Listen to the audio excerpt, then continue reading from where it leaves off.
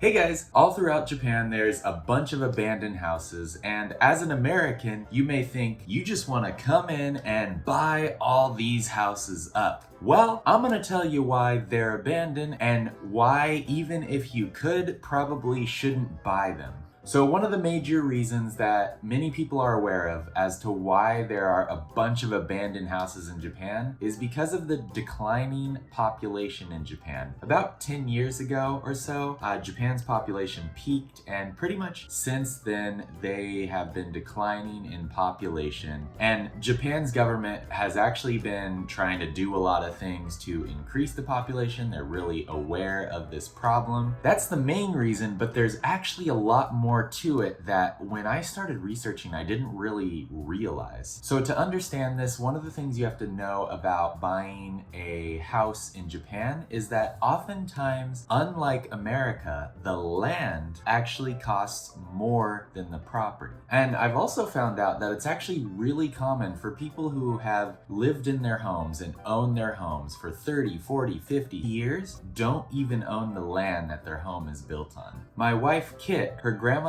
built her family home in 1985, so what is that, 36 years ago now? It's 2021. They actually don't own the land. See, the little plot of land they have, it might be a couple $100,000 if they want to own, but because they don't own it, they only pay, I think, $1,000 or maybe $1,500 a year for property rent. So it actually becomes a lot cheaper to rent the property than it does to buy it. You have to own the property for 100 or 200 years before you even break even if you were to rent it. One of the other things I learned about this is that inheritance tax, I'm reading my notes right now. When you inherit a property that your family has owned for generations, oftentimes because of the inheritance tax, you actually pay more in taxes a lot of time than the property's worth. Now you may be wondering, why is that? Well, here is the big reason why there are so many abandoned houses in Japan, and that is houses, unlike America, don't appreciate in value. They depreciate.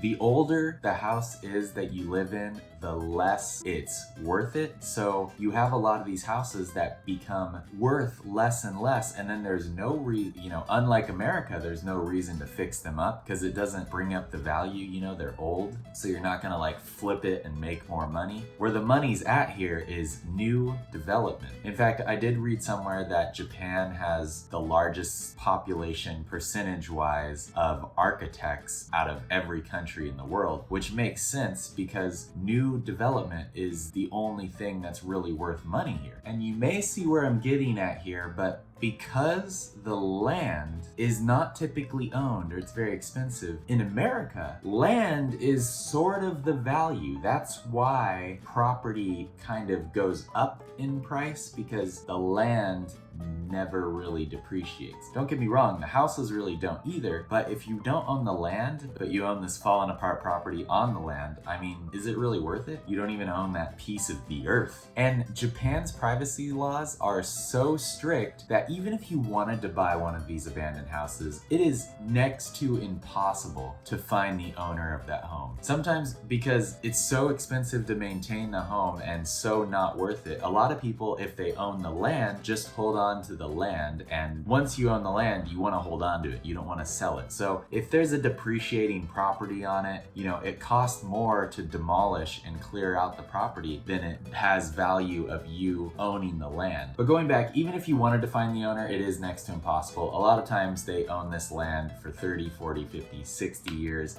Public tax records are not a thing here. Nothing's really public. The only way you really be able to find the owner, even if you wanted to try, is maybe hunt them down through neighbors and stuff. And last but not least, of course, the job situation. I forgot what it is, but it's something like 90% of Japan's population actually lives in a city, an urban area. So when you see these old sort of farmlandy abandoned houses in like these cities and forests and wilderness and stuff, it's just, there's no jobs there and nobody lives there. So no one's buying there.